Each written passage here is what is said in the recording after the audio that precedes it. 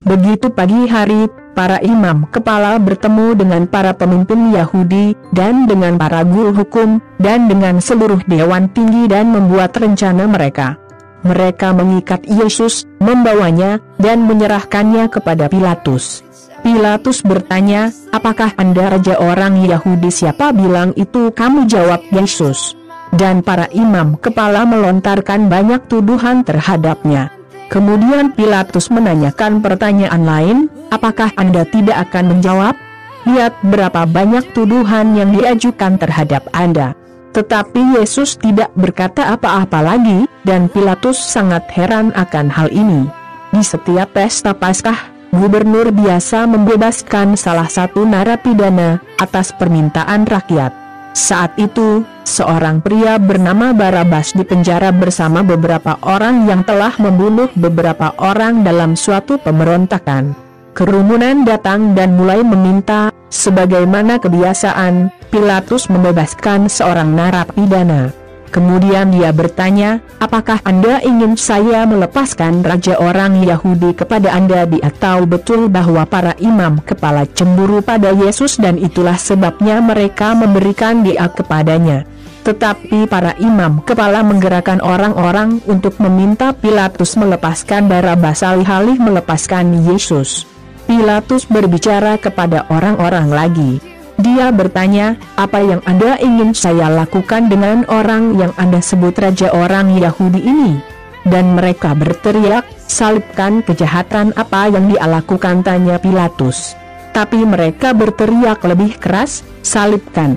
Menyalibkan!" Kemudian Pilatus, karena ingin menyenangkan rakyat, membebaskan Barabas, seperti yang mereka minta. Kemudian dia mencambuk Yesus dan menyerahkannya untuk disalibkan. Di sana para prajurit membawa Yesus ke halaman dalam istana gubernur dan mengumpulkan seluruh pasukan. Kemudian mereka mengenakan jubah merah pada Yesus dan meletakkan mahkota yang terbuat dari ranting berduri di kepalanya. Dan mereka mulai menyapanya, berkata, "Hidup raja orang Yahudi." Mereka memukul kepalanya dengan tongkat, meludahinya dan berlutut, berpura-pura menyembahnya. Setelah mengolok-oloknya, mereka melepas jubah merah dan mendandaninya dengan pakaian mereka sendiri. Kemudian mereka membawanya keluar untuk disalibkan. Dalam perjalanan, tentara bertemu dengan seorang pria bernama Simon, yang datang dari pedesaan ke kota. Simeon ini, ayah dari Alexandre dan Rufo, berasal dari kota Kirene.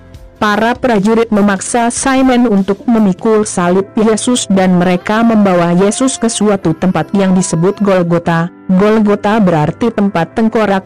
Mereka ingin memberinya anggur yang dicampur dengan obat penenang yang disebut mur, tetapi dia tidak minum. Kemudian para prajurit itu menyalibnya dan membagi pakaiannya di antara mereka sendiri, menggambar undian dengan dadu, untuk melihat bagian mana dari masing-masing itu. Saat itu jam 9 pagi ketika mereka menyalibkan Yesus. Mereka memasang tanda di kayu salib yang tertulis sebagai tuduhan terhadapnya, Raja orang Yahudi. Bersama Yesus, mereka juga menyalibkan dua pencuri, satu di kanannya dan yang lainnya di kiri. Beginilah kitab suci mengatakan, dia diperlakukan sebagai penjahat. Mereka yang lewat menggodanya, menggelengkan kepala dan menghinanya seperti ini, "Hei, kamu bilang kamu bisa menghancurkan kuil dan membangunnya lagi dalam 3 hari. Untuk turun dari salib dan selamatkan dirimu." Para imam kepala dan ahli hukum juga mengolok-olok dia, dengan mengatakan, dia menyelamatkan orang lain, tetapi dia tidak bisa menyelamatkan dirinya sendiri. Mari kita lihat Mesias, Raja Israel, sekarang turun dari salib dan kemudian kita akan percaya padanya. Dan pencuri yang disalibkan bersama Yesus juga menghina dia. Pada siang hari mulai gelap, dan seluruh bumi berada dalam kegelapan selama 3 jam.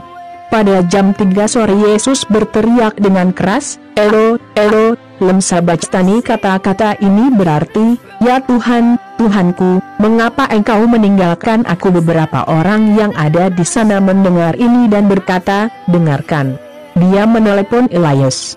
Seseorang berlari dan mencelupkan spons ke dalam anggur biasa, meletakkannya di ujung tongkat, memberikannya kepada Yesus untuk diminum dan berkata, "Tunggu. Mari kita lihat apakah Elias datang untuk melepaskannya dari salib." Kemudian Yesus berseru nyaring dan mati. Kemudian tirai bait suci dirobek menjadi dua, dari atas ke bawah. Perwira tentara Romawi yang berada di depan salib, melihat Yesus mati seperti itu, berkata, "Sebenarnya, orang ini adalah anak Allah." Beberapa wanita juga ada di sana, melihat dari jauh. Di antara mereka adalah Maria Magdalena, Salome dan Maria, yang merupakan ibu dari Yusuf dan Yakobus, si bungsu. Wanita-wanita ini telah menemani dan membantu Yesus ketika dia berada di Galilea. Selain itu, ada banyak wanita lain yang pergi bersamanya ke Yerusalem. Hampir malam ketika Jos tiba, yang berasal dari kota Arimatia. Dia adalah orang penting dan merupakan anggota Dewan Tinggi. Joseph juga menantikan kedatangan kerajaan Allah. Itu adalah hari persiapan, yaitu malam Sabat. Jadi Joseph, dengan keberanian, pergi untuk berbicara kepada Pilatus dan meminta tubuh Yesus.